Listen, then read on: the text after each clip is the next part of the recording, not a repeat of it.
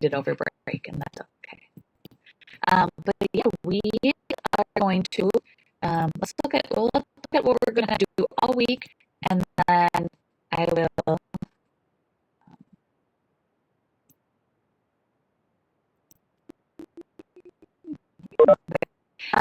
Yes, we are going to. We're going to summarize our main event. So, what did we quickly read? So, you're going to need your book. We are going to also look at, and we're going to keep adding to 18A, 18B, 18A, that one that we keep coming back to. If we get a chance to today, because we're going to end up writing it.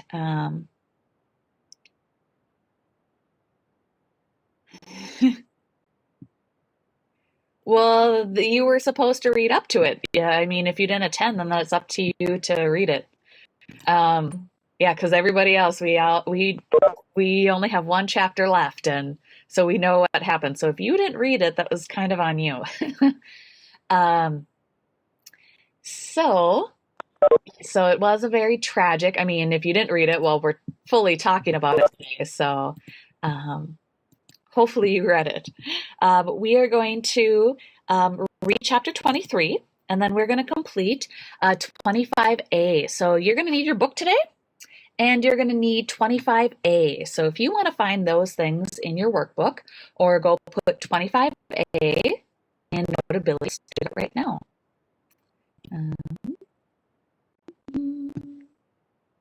We'll just get all ready. Now.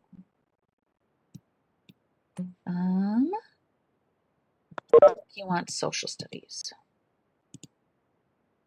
Okay, so please import or find 25A and your book. We'll just get this stuff ready right away. And we will need the next couple days still 18B. Okay, we're going to look at it today and tomorrow and the next day and the next day and the next day, because we're going to be using it to write our big essay coming up. Okay, and we're going to do a lot of that together. And then we are going to finish up our vocabulary this week too.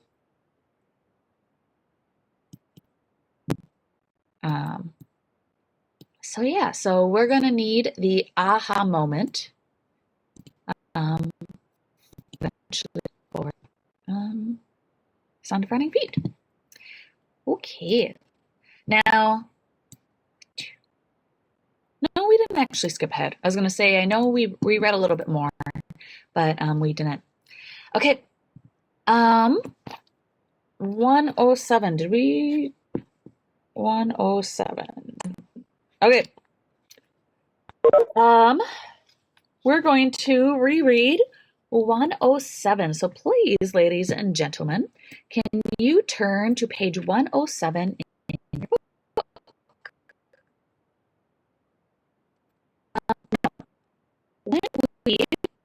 So we ended up finishing reading 20, 21, 22, and we have to read 23 today. But it's going to help us kind of, we're looking at a lot of the beliefs and values still of Sound of Running Feet and Chief Joseph, okay? So we have a decision, we have a belief that, you know what? So I have a feeling we're going to end up adding this to page 18. So why don't you open 18B as well? Oh, actually, we already did do that. Whew. But you know what? We can probably add on to it. And actually, this will help us maybe right here. Okay. So let's reread page 107. And how does Sound of Running Feet feel as she witnesses the scene, and what decision does she make? So we kind of finished, like I said, this last part with Sound of Running Feet. So let's kind of, maybe this is where our evidence is. Riley, is that for you wanting to read? Yeah. Okay. Go ahead and you can start reading top of 107. I am tired of fighting, he said. Our chiefs are killed. Looking-glass is dead. The old men are all killed. He who led the young men is dead. It is cold, and we have no blankets. The little children are freezing to death. My people, some of them, have run away to the hills and have no blankets, no food. No one knows where they are, perhaps freezing to death. I want time to look for my children and see how many of them I can find. Maybe I shall find them among the dead. He raised his arm. The blanket flapped in the raw wind. Hear me, chiefs, he called. I am tired. My heart is sick and sad. From where the sun now stands, I will fight no more forever. In sorrow, he drew his blanket over his head. One by one, our warriors stepped from the rifle pits and filed across the plain. Do I keep reading? Just finish that paragraph, and then we'll have Iris read. They laid their They laid their rifles on the ground in front of the generals. Okay, Iris, you want to keep reading? Yeah. From the shelter pits came the women and children, followed by the old. Wounded warriors crawled from the pits. Some of them leaned on the women and old men. Some of them crawled on their hands and knees. Slowly, the long lines of people moved across the ground and up the hill. My heart was filled with sadness. I could not join them, even if I saw a dear woman trudge slowly up the hill, bearing Bending Willow on her back. I could not join them. Oh. So, ladies and gentlemen, so we wrote here, whoop, whoop, whoop, and I think we've got most of it. My father had said they were bitten, the time had beaten, the time had come, surrender. And then actually, let's add on to here, I will fight no more. I will fight no more. Okay, and this was page 107. So you can kind of add this to, I mean, this is very similar. So he wants to protect his family, and the chiefs are deciding if they should surrender, or they decided they are surrendering. Okay, and he wants to protect his family. He wants to see who's alive still. Yep. So it's a little bit different to protect. Well, he wants to protect his family, but he wants to, I mean, he wants to really heal now. He wants to be done. So he wants to be done with war and start healing. Does Sound of Running Feet want to be done? No. I see you guys shaking your head. No. So this is where kind of a big belief or big final thing happens. So we talked about how they both want to protect their families, and she wanted to keep fighting. And earlier on with the chiefs, they tried to think about surrendering. Now they are surrendering, and he says, I will fight no more. He wants to be done.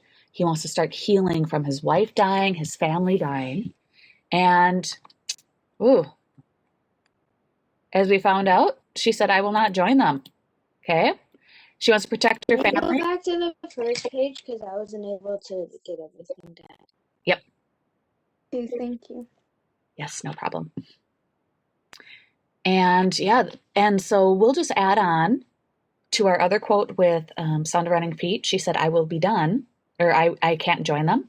She can't heal yet. She has not figured out, she hasn't accepted that they're defeated yet. She wants to still keep fighting. She wants to run away.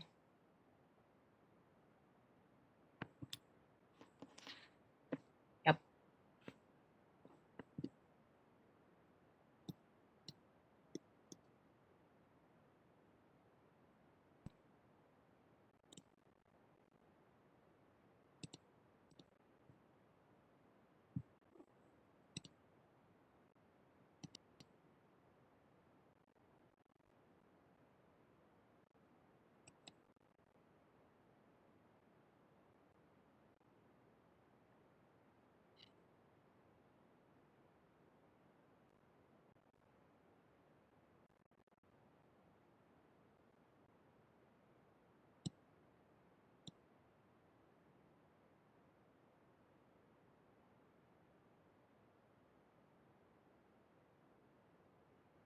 Um,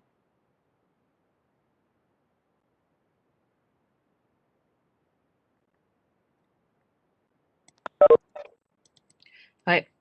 So we already have this if the Chiefs are deciding they should surrender.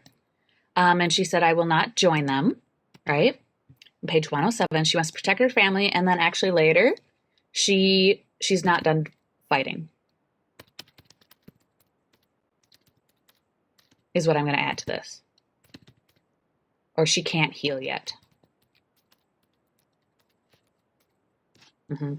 So unlike her dad, she thinks she can still fight.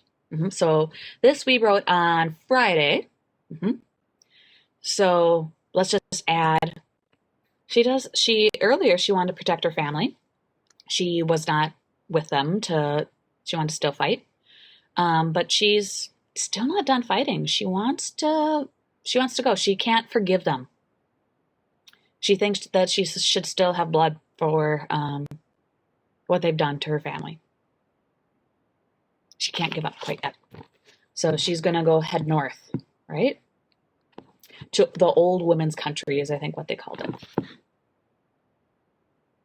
I'm gonna read the last chapter. That's 23. Yeah. Yep. We're going to read it. Yay. Now that one's going to be our main focus today. Okay, so yeah, so you can finish writing. This is the only thing I added to Sound of Running Feet.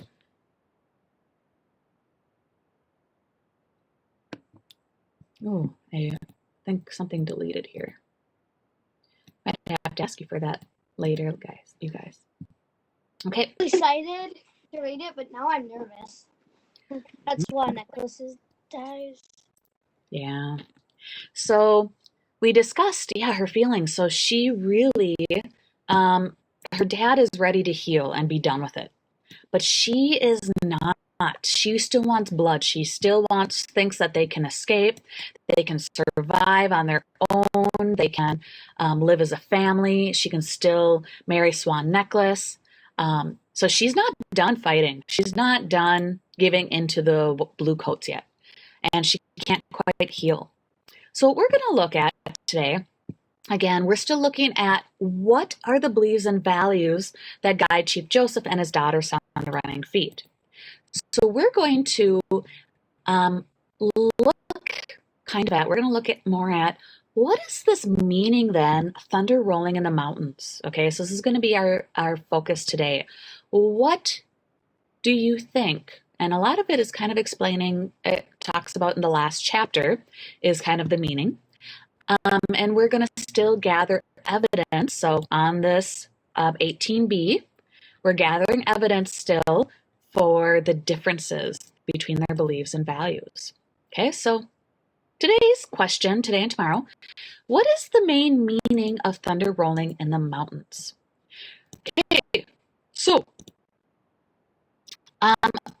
ladies and gentlemen, we didn't get a chance to really discuss it at all. Let's turn to page 108 then. And can somebody help me with the summary of chapter 20? And then we'll talk about 21, 22, and then we'll read 23. What happened in chapter 20? So they just gave up, okay? And her father laid down. What did she tried sneaking into the whatchamacallit, right? Sorry, that was very descriptive. I need to be clear. Into the camp. She left with Swan Necklace to go, and then they found these they found the Abinaboy. I don't know. Yeah. Yes, you're right. So wait, who did she find first? On her travel across the river, trying to sneak in? Swan Necklace. Yep. So the Assiniboines. Yep. So they both decided to head for the old lady country, right? That's on page 101. And then they were hungry, right? They shot an elk, and then they found a hunting party, the Assiniboines. Beautiful. What did they do with the Assiniboines? Where did they go with them, or did they just kind of go on their way?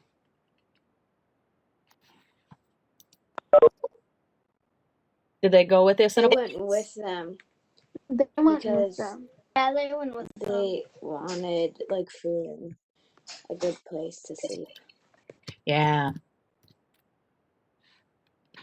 So chapter 21 then, they went with the Assiniboines and they ended up meeting who? We've got Red Elk. I'm looking on page 114. We've got Red Elk, who is the chief. Charging Hawk is his son, and then Alighting Dove is his wife. And what did they do with them?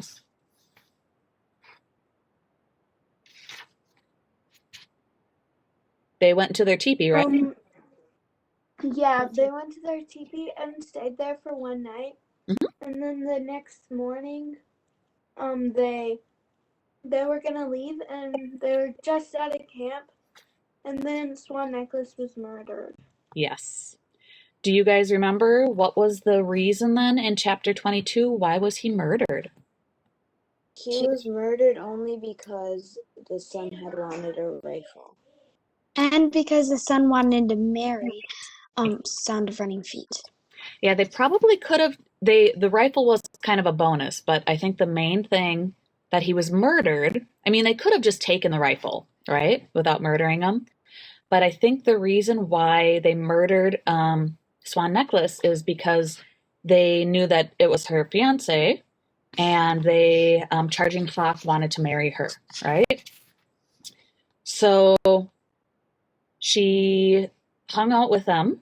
She was kind of a captive in chapter 22.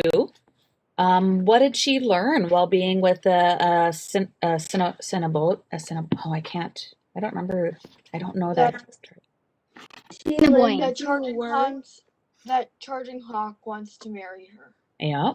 Yeah, and also a few words while she was just sitting there listening to them for 7 days. Mm-hmm. So she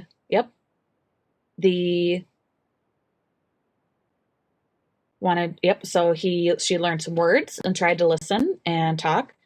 She learned some ways that they prepare food. So a lot of it was very similar to the Nimi Poo. And Another thing yeah. that she did, she had like do that piercing through her ear. Oh, yeah. That was kind of her timeline. So she got ear piercings is pretty much what it was. And do you guys remember how she got all ready for her wedding? Do you remember how expensive those earrings were? What did she receive as gifts? The earrings and what? I don't A remember. marriage blanket? Wedding blanket. Yep. A wedding blanket. A beautiful new wedding blanket. Because I mean, her last one was with Swan Necklace, and that was buried with him. But yeah, she received earrings, and it was worth, I think, 3 horses. So, and they were dancing and celebrating the marriage, and what happened at the very end on 123. Sound No of one Running was Feet watching. ran away. Yes, she ran away. Yeah. Because no one was giving her attention. Yep. Now on chapter 23, she's like, we're still running away from the Assiniboine. Yep. So she is running away. Now, ladies and gentlemen, our question today, remember, is going to be what is really the big meaning of thunder rolling in the mountains? Now, usually our aha moments are at the very end of a story. So we're going to kind of find that today. And it's moments to where the main character realizes something really important, and it kind of relates to the meaning of the story. So that's what we're going to look at today. So we are going to listen and read chapter 23, and we're going to notice and kind of think about when is her aha moment? When is that moment that she realizes that this is the This is how it's supposed to be, okay? And what are some of those words specifically that help you think of that aha moment, okay? Ooh, okay, so we're on page 124. I'm going to start, and then if you would like to read, go ahead and raise your hand. I'm going to start out with those that haven't read yet, and then I will go on to those that already have read yet. Okay, so I'm on page 124, chapter 23. I ran until I could run no longer. My heart raced and my breath came in great gasps. I bent over and placed my hands on my knees. When my breathing slowed, I started off again. I walked as fast as I could. I walked until the stars faded and the sky grew light. I crossed the frozen stream, stepping carefully so that I did not step or slip. On the far bank, I knelt and broke through the ice with a stone. The cold water gave me new strength. As I began to walk, the sun warmed me. I would walk until I left this land behind. By evening, I would be safe across the border. I had not gone far when clouds covered the sky. It began to snow. Driven by the wind, the flakes stung my face. It was hard to walk. I dropped into a gully and pulled the ermine blanket over me. So she grabbed her wedding blanket because it was really warm. At least the snow stopped and the sky brightened. Nora, do you want to keep reading on page 125? And then when she stops, Greta, you can go next. Then Iris and Riley. When the sun appeared, it had moved the space of my two hands once and then again. It was time to go. Before I could climb out of the gully, I heard sounds. I crawled beneath the blanket and waited. Quietly, I loaded my rifle. Then I lay still, hardly daring to breathe. A single horse galloped past me. I peered from beneath the blanket. On its back was Charging Hawk. His eyes were narrowed and his face was grim. If he found me, I would pay dearly for my escape. While the sun moved across the sky, I did not stir. The white blanket blended into the snow. From 3 steps away, a rider could not see me. I slept. When I awoke, the shadows were gathering. The sun was low, and the first star shone in the sky. With my hands, I scraped snow from the ground. I ate only a little, enough to stop my thirst. Still, I waited. At last, Charging Hawk returned. His horse gleamed white in the dusk. Charging Hawk was weary from dancing all night and riding all day. His head was on his chest, and he no longer looked for me. He passed the spot where I lay. I reached for my rifle. I peered down the barrel and aimed it with care. When the gun spoke, the bullet would strike him squarely in the back. Slowly, I began to squeeze the trigger. Then my eyes filled with the sight of bodies strewn across the ground. I saw dead people. I saw my mother. I saw Swan Necklace. I saw Olcott and Fairland. I saw all our dead chiefs, our dead warriors, our dead women, our dead children. I saw the Bluecoats. I saw them as surely as I had seen them at Big Hole and at Bear Paw. My father's voice spoke in my head. I heard him say, "This hatred sickens my heart. All men were made by the same Great Spirit, yet we shoot one another down like animals." My finger fell from the trigger. The rifle slipped from my hand into the snow. I did not pick it up. Sometime the killing had to stop. I had no hate left. I watched Charging Hawk right out of sight. It was over. I got to my feet and walked toward the old lady's country. Man. So she kind of had an aha moment, right? I want you to re-look, ladies and gentlemen, right at that point. When She did almost killed them, but she decided not to because she saw all the dead people. Yep. So I want you just to think about it for now. I want you to re-look. Most of it is at the very bottom of page 125 and 126. Just kind of reread that in your head, ladies and gentlemen. Or if you are somebody that you have to read it out loud to yourself, that's fine. But I want you just to take a moment to reread that, to see that aha moment and what word she says. So don't tell me, just read for a second. So 125, 126.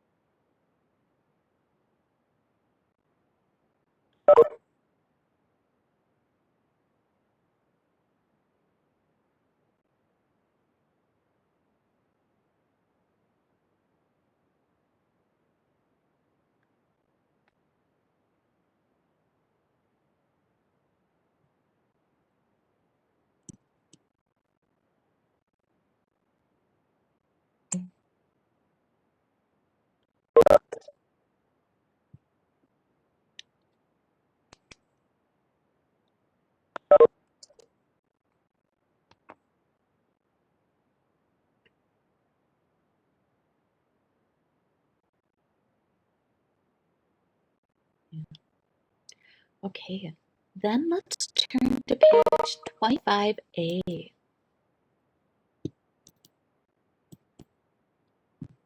Her aha moment. Are we gonna read the afterword? We're going to read that one later. Yep, so we're going to read it, I think, on either tomorrow or Wednesday, and we're going to look at it more. Yep. So, we have here briefly, we're going to reflect now together on the end of the chapter. How did you know this was an aha moment for Sound of Running Feet? Write down the words in the text that helped you identify the moment when she realizes something is important, okay? So here's the area that we're going to write it down. So ladies and gentlemen, I see some of you are raising your hand already. So describe what is happening in this moment of the story as Sound of Running Feet begins to pull the trigger. So what causes her to take up the gun and really pull the trigger? Let's start with that. Iris and Greta, what's happening so far? Well, she thinks that before the rifle falls, and she says that she doesn't pick it up because she thinks that the fighting has to stop. Mm-hmm. But why does she pick up the gun right in the first place? Because she wants to shoot the person who killed her fiance, probably. Yeah. And does she want to go back with him?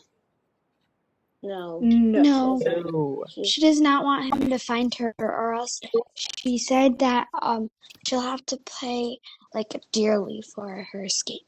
Yeah, so she wants to shoot. So let's write here. So the whole reason she picks up the gun is to shoot. Is it Charging Hawk? Because of revenge. And she doesn't want to go back. So doesn't want to go back. Because she's technically married to him now, right? So, yeah, and then she isn't married to him because they didn't kiss yet. She ran away. Oh, I don't know if that was actually they may not, that might not even be part of their custom. They may not even kiss. But I think by the end, I think they were officially married. Yep. Yeah, it doesn't say they kissed, but I don't know if that was necessarily part of their tradition. Their weddings are very different than ours. So she wants to shoot Charging Hawk because, number one, like you guys said, probably revenge, and she doesn't want to go back. And then, I'm sorry, Greta, what is it again that you say? What was her realization? That she said that yeah. that the fighting has to stop. So she realizes that the fighting has to stop somewhere, right? Realizes. Oh my goodness, I can't spell it. That the fighting has to stop somewhere. Yeah. So she wants revenge. This whole story has been about revenge, right? About getting our land back, about getting revenge for killing the blue coats, for getting revenge on them killing the white coats, about them getting revenge for killing her mother, about forcing them out of their homeland, right? Oh. So why then do you think that this is such an important moment? So I see Harper and Riley. Do you want to help me figure out the second one? Why do you think this is such an important memory for Sound, or moment for Sound of Running Feet? Because, like she said, this is over because she hasn't gotten found, so she's just making her way to the old lady's country to hide from, like, all of the other people, and she doesn't want to surrender. Okay. But so that's what I think. Okay. Anybody else? I think this is an important moment because she finally realizes that what she was doing won't make a huge impact, and it's not what her people are doing. It's not what people would want her to be doing. It's not like it's gonna do anything big for her, and maybe even will just make something even worse. So it might cause more. I mean, you're going to take somebody from somebody else, and there's going to be more revenge, right? So what she won't do won't make a big impact for her people, right? But it's going to create. Oh, sorry. Keep going. I was gonna say she just realizes how her father felt, and it's important because it like changes her whole mindset about like the war and the pain that it's caused other people. Yeah, that's really good too. Yeah. So those are all of you that responded. Those were all really good things. So yeah, she said it's over. It may just because part of it she probably wants to be done too, right? Because it's exhausting. Think of how long they were doing that. If I look at all the battles and when they started, we have almost a whole like half year from June to the last battle was October. So it's going to create more revenge. She realized what her father was talking about. I think and it's an important moment for her because it says in the book that her eyes filled with the sight of bodies of her mom, Swan Necklace, Ocelot, like all of the dead chiefs, like a bunch of people that they have lost, and how to them, the people that killed them, it didn't make a difference, but to her and her family, it made a huge difference. Yeah. And she realized that if she stopped the hate, then it would just be better. Yeah. Just to it was kind of her way of healing, right? And this, because it's not going to bring him back. And her dad had that point earlier to where he's like, just stop, I need to heal. And this was the start of her healing, right? Pain. And also, I bet she felt empathy, or like probably something that made her not pull the trigger, was because like a bunch of her family has died, and so, what like charging Hawk's father and mother would like feeling, you know? Mm-hmm. Yeah, so you can see kind of what I wrote here that I said I tried to write a little bit of what everybody had said because all of you gave some really good things. I really liked that word, that last word that you used, empathy. Empathy is that feeling of understanding. Let's see what that. It's not an official definition, but that's where I usually really look like as sixth graders and fifth graders. I definition. I'd like you guys to know what that word is because it's something that we have to start learning even in our own lives, and it's something that in different situations, it's something we really learn. I notice a lot of my fifth graders and sixth graders have to learn. So it's the ability to share, to understand, and share feelings of another. Mm-hmm. So she is feeling those feelings of other people. Okay, so she's understanding the feeling of her dad. She's understanding that sense of loss and needing to heal as her dad. And that, like we said, it's only going to create more revenge. Mm-hmm. So that this whole thing, yeah, it's creating. I'm going to actually underline empathy because, yeah, it's really creating empathy for. I mean, those like her dad, most specifically her dad. Okay, so let's think about the whole story overall. How do you think this moment is important to this whole story? And what do you think it means? What do you think then the meaning of the story might be? Because there was a lot of bad things that happened in the story, right? It was very sad. It was very depressing.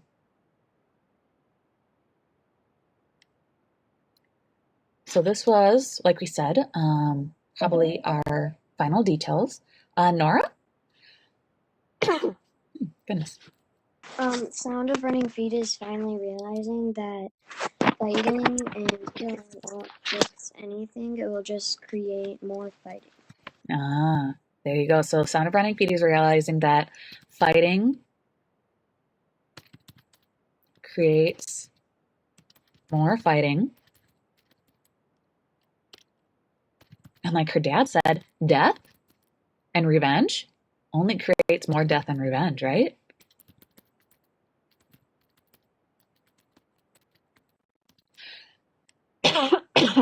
Goodness, sorry guys, I have a tickle in my throat. Creates more death and revenge. And I think we actually know it's my other class that we talk about. So we have next year, you're going to come across the same question in 6th grade. And actually it's going to be one of your tests. So do you think that fighting in the sense of killing or violence is always necessary? You don't have to answer it now, but next year I'm going to ask you, and it's because it's one of our questions for social studies with our Civil War and some of the wars between the Dakota and the Minnesotans.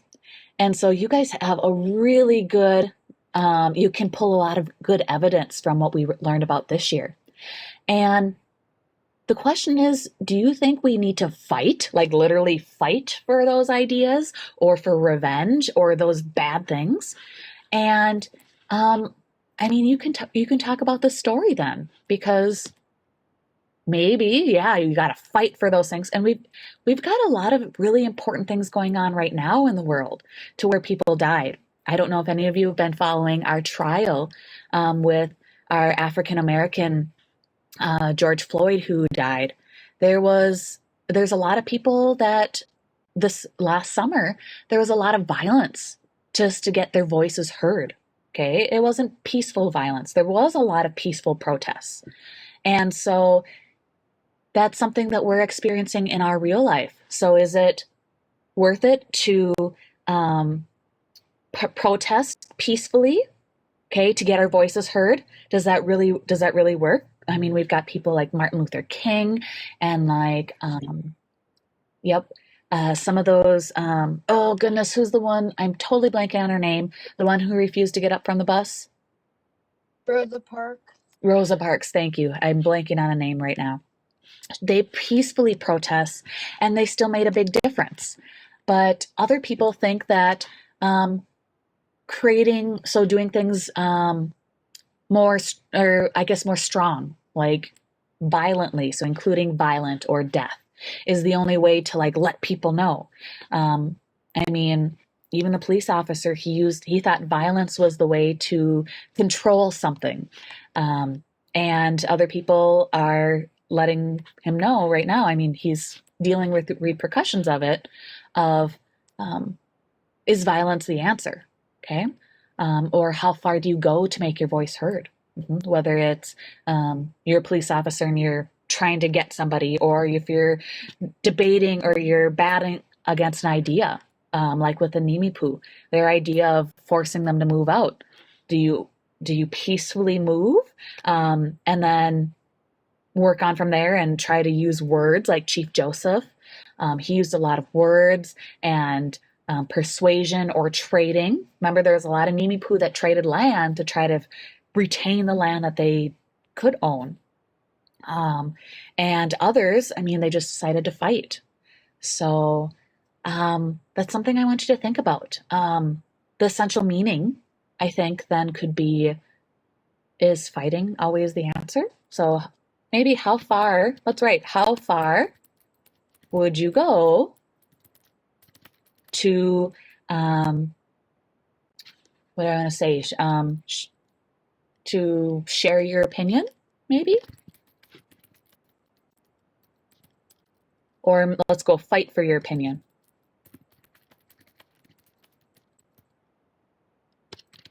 Opinion, or what's right.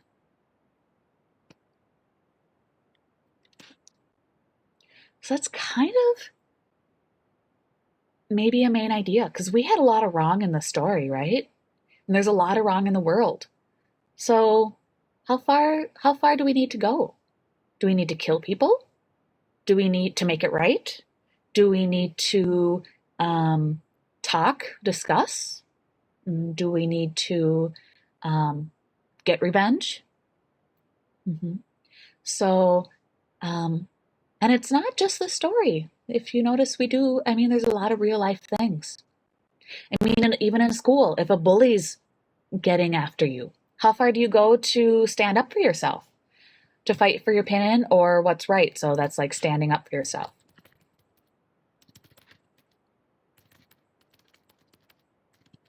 Okay, so, or standing up for what is right. Does anybody have any comments on this or ideas about kind of what we've just been kind of talking about? Share your thoughts.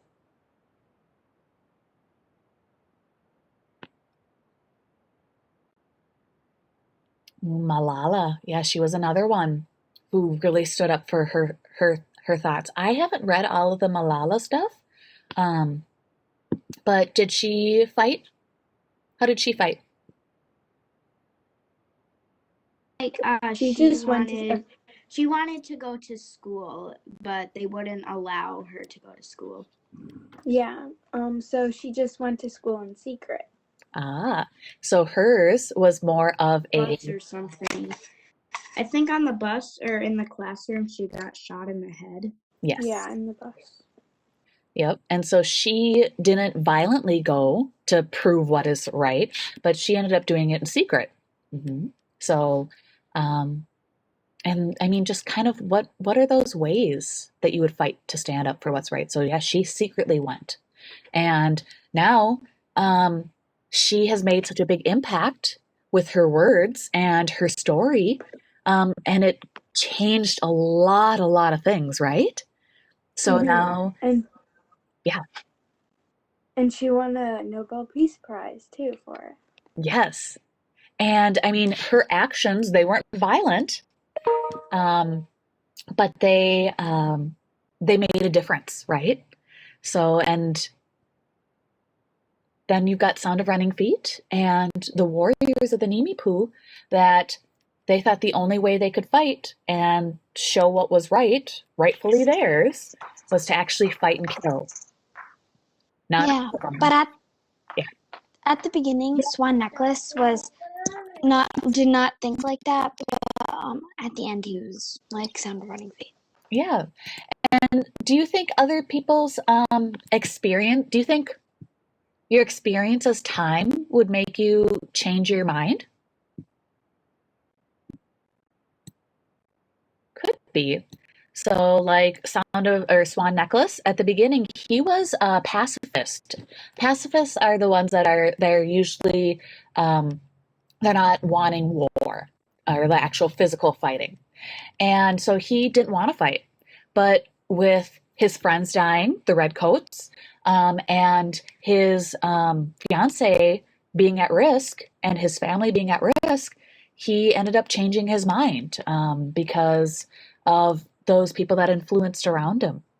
So the other warriors and the other leaders, right? So we've got people that might change your mind. Sound of Running Feet, she was the opposite. She wanted to fight, right? But her experience of fighting creates more fighting. It creates more revenge, more death. Hers changed the other way. She all of a sudden realized we shouldn't actually be killing and fighting each other. It's not changing anything. Okay, people are just dying, people that I love. So she found an alternate way. Yeah, Harper.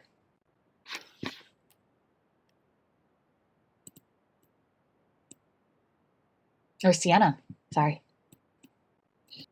And also when they were fighting, if like somebody killed part of the Nez Perce or the New, they would get mad and want more revenge, so they would want to have another war.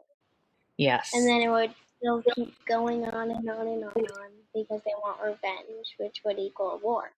Exactly. Does anybody else have any examples of this this to help connect to our overall story, or do you have another or anything to add to it? I know I've got 20 people, and I know a lot of you have shared, like we said, Malala, Martin Luther King, Rosa Parks. Are there any other people that you are thinking of? I know we talked about earlier, a lot of times, who are the biggest people that are impacted by death and war? And it changes them forever. Not only the warriors, but who else in the story? Yeah, think of the story. Or even in the world. Nora? The people. Or Iris, yeah, Nora or Iris? You can go, Nora. Like the people who are related or who are like family with the people who have to fight and are getting hurt and dying. Yeah. Iris, do you want to add on to it? Yeah. Also, like the soldiers, because like it would be really hard to be a soldier because literally it's your job to kill people. Yeah. And that's why, I mean, I even think of, yeah. Who else? I see Jacob, you raised your hand. Everyone who lives in the countries that are fighting. Mm-hmm. What about the children and people that didn't fight? Like, I think, was it Nora who had said that? Sienna. I feel like the children still got impacted because some of them died, and they also had to witness what like happened in the war and how their moms were dying. So I do think it impacted them. Yeah. There are studies. Me being a teacher, I look at a lot of the developmental aspect of how your brains work, especially for middle school. And when you have that kind of trauma when you're little, it really messes you up. It really, I mean, imagine thinking that you're going to go somewhere. I mean, if you think of PSTD, people that are in battle, as they're older, they hear like a pop rock go off or a firework, and they think that they're in the war again. Well, imagine if you're a little kid and you see people that die. You've got your whole life to live, and you're still going to really see that. And that trauma that kids have, it lasts for a long time. Jacob? And from like, and you can go blind from like trauma. You can.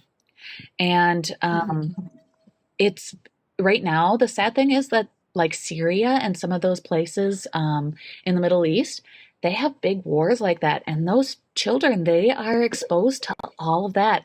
War is still happening right now, you guys, and that's a sad part. Ellie? Yeah, my dad has PTSD because of his work, and like cop, and so, or he was in SWAT, and he like, whenever he talks about it, he's retired, medically retired. Yep. And whenever people talk about it, he like starts to like kind of get stressed and start to fade away from the conversation. Yeah. And it does. Are we on 18B? I mean, 18, sorry. Yeah. 18B, yeah. this is the last thing I wanted to do, is I wanted to add her healing process. So we found out when Chief Joseph started to be done with war and start healing. So I'm at 18b, and we talked about Chief Joseph. I wanted to add, so yeah, I have to add another page or another post-it note here. We have Sound of Running Feet, who she ran away from Charging Hawk. Okay. And she started to point her gun at him.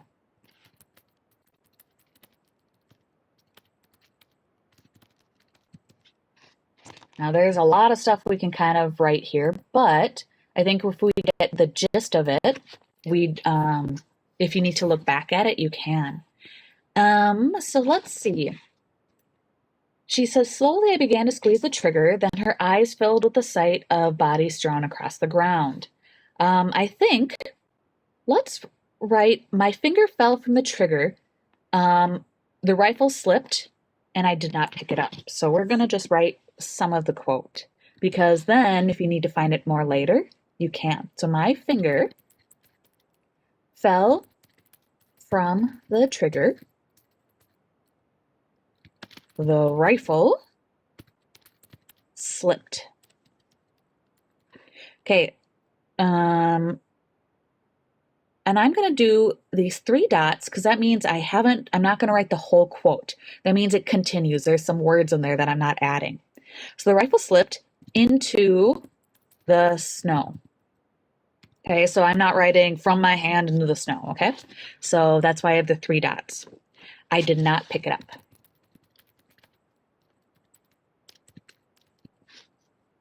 Okay, so I did not pick it up. And this is on page 126. 126. So yeah, though, if you ever are writing a quote and you're like, I don't need to write the whole quote, then if you put 3 dots to where the other words would have been, then that means that there was more to it and you just didn't write it all. And this was her moment that she needed to heal.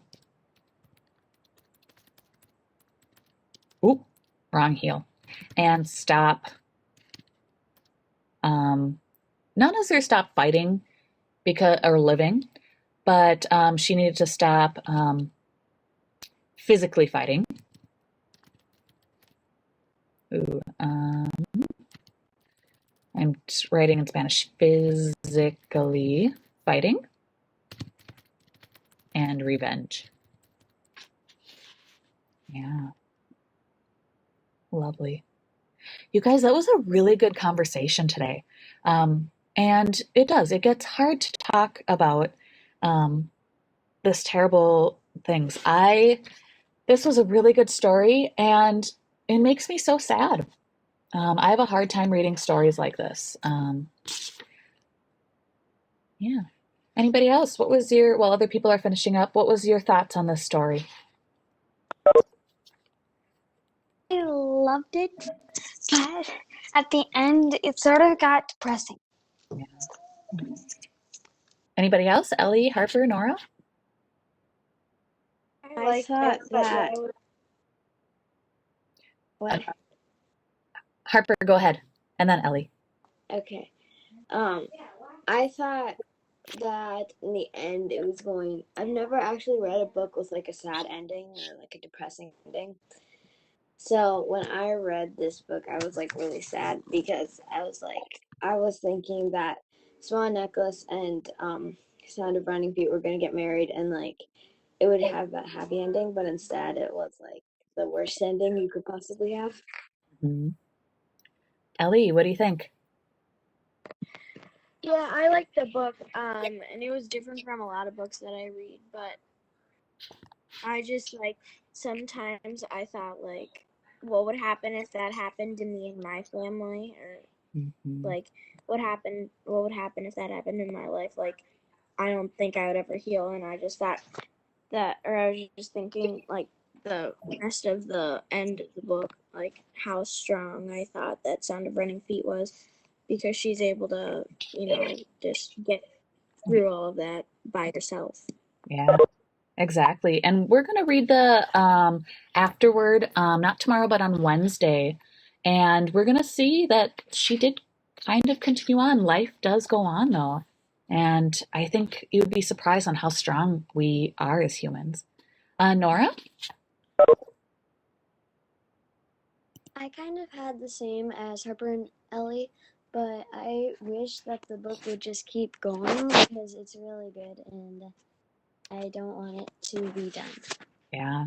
And actually, remember this book, if you read some of the excerpt of it or the backstory, Scott Odell ended up actually dying, and then it was finished by his child.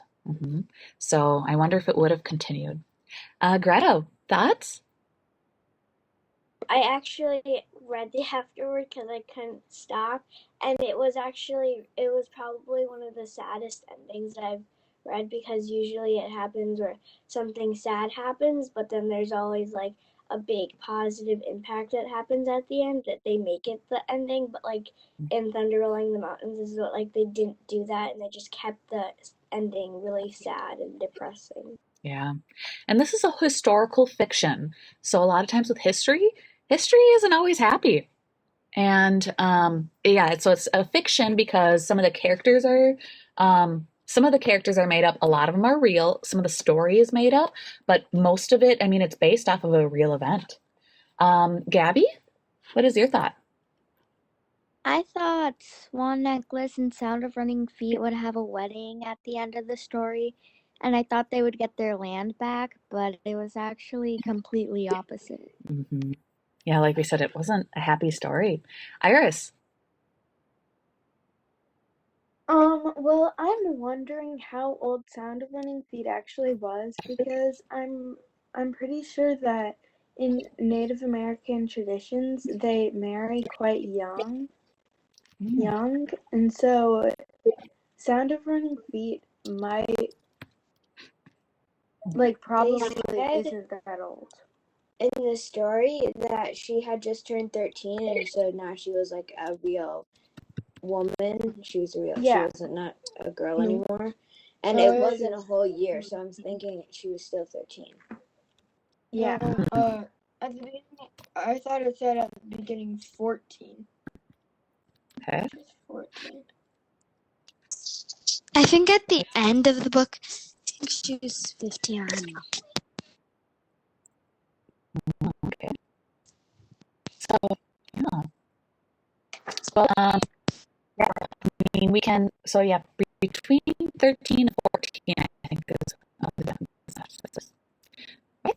Well, that is all that I have for today. Great.